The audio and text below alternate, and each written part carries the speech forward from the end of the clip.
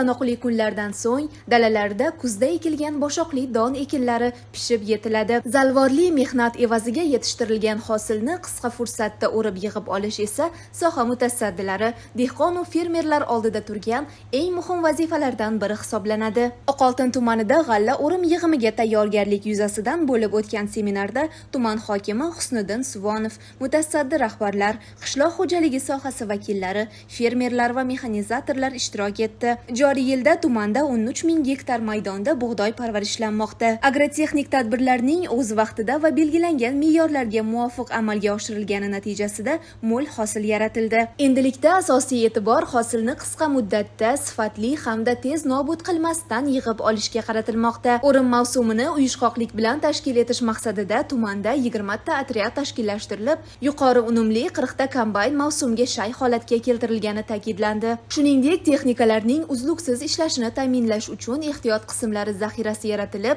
yoqilg'i moylash mahsulotlari yetarli miqdorda jamg'arilgan. Seminarda yong'in xavfsizligi talablariga alohida e'tibor qaratildi. Jumladan, kombayn va boshqa qishloq xo'jaligi texnikalarining yong'inga qarshi vositalar bilan jihozlanishi, elektr simlari va yonilg'i tizimlarining texnik ko'rikdan o'tkazilishi zarurligi qayd etildi. Tadbir yakunida mutasaddilar tomonidan hosilni qisqa muddatlarda sifatli yig'ib olish yuzasidan zarur vazifalar belgilab olindi.